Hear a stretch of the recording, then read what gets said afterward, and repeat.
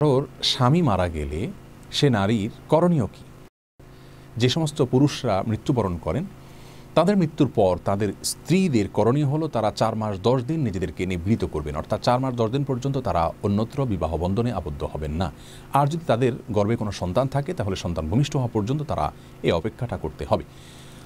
হাদিসে রাসূল করিম সাল্লাল্লাহু আলাইহি সাল্লাম থেকে বেশ কিছু করণীয় আমরা প্রায়ই বিধবা নারীর জন্য, স্বামী পরিত্যক্তা মহিলার জন্য, যদি কারোর স্বামী মারা যান তাহলে তিনি 4 মাস 10 দিন পর্যন্ত শোক পালন করতে পারবেন। রাসূল করিম সাল্লাল্লাহু আলাইহি সাল্লাম বুখারী বর্ণিত এক হাদিসে ইরশাদ করেছেন, কোনো ব্যক্তি অন্য কারোর মৃত্যুতে তার যত প্রিয়জনই হোক না কেন 3 দিনের বেশি শোক পালন করবার সুযোগ নাই। তবে বিধবা যিনি স্বামীকে হারিয়েছেন তার জন্য সুযোগ হলো তিনি 4 মাস 10 দিন পর্যন্ত শোক পালন করবেন। এই 4 মাস 10 দিন তিনি যে কাজগুলো করবেন না তার ভিতরে 1 নম্বর হলো, যেই বাড়িতে তিনি অবস্থান করেছেন স্বামীর বাড়িতে, সেখানে তিনি অবস্থান করবেন 4 মাস 10 দিন। একান্ত প্রয়োজন ছাড়া তিনি বাহিরে যাবেন না। কথার কথা তার চিকিৎসার প্রয়োজন অথবা একান্ত কোনো প্রয়োজন দেখা দিয়েছে যার কারণে তিনি বাহিরে যেতে পারবেন, কিন্তু সাধারণ কোনো কাজে অথবা একান্ত প্রয়োজন ছাড়া তিনি বাহিরে যাবেন না, বরং সে বাসায় তিনি অবস্থান করবেন। বাসায় অবস্থান করা মানে এই নয় যে একটি কক্ষে তাকে বসে থাকতে হবে, বরং তার বাড়ির ভেতরে তিনি অবস্থান করবেন।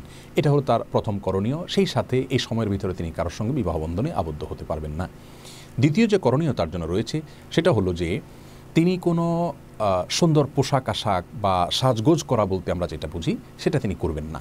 স্বাভাবিক কাপড় চোপড় পরবেন, সাদা কালার কাপড় চোপড় পরতে হবে এমন কোনো বাধ্যবাধকতা নেই। তিনি সাধারণ কাপড় চোপড় পরবেন, বিশেষভাবে সাজগোজ করা বলতে যেটাকে আমরা বুঝি সেরকম কাপড় চোপড় তিনি পরবেন না এবং সেরকম সাজগোজও তিনি করবেন না। তবে সাধারণ যে সমস্ত প্রসাধনী একজন মানুষের সাধারণ সময়ে তিনি ব্যবহার করে থাকেন সেগুলো তিনি ব্যবহার করতে পারবেন। তৃতীয়ত হলো তিনি অলংকার পরিধান করবেন না, এবং এ বিষয়ে একটি হাদিসে রাসূল করিম সাল্লাল্লাহু আলাইহি সাল্লাম পরিষ্কারভাবে বলেছেন, যেটি আবু দাউদে বর্ণিত হয়েছে, মুসলমান রাদিয়াল্লাহু তাআলা বর্ণনা করেছেন।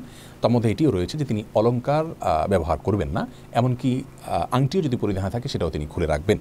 সেই সাথে তার আরেকটি বিষয় তার লক্ষ্য করতে হবে, তা হলো তিনি কোনো প্রকার সুগন্ধি ব্যবহার করবেন না, সুরমা ব্যবহার করবেন না, বা যেটাকে সাজগোজ করা বলতে আমরা বুঝি এরকম কোনো কিছু করবেন না। তাহলে মৌলিকভাবে 4 মাস 10 দিনের ভিতরে তিনি অন্যত্র বিবাহ বন্ধনে আবদ্ধ হবেন না।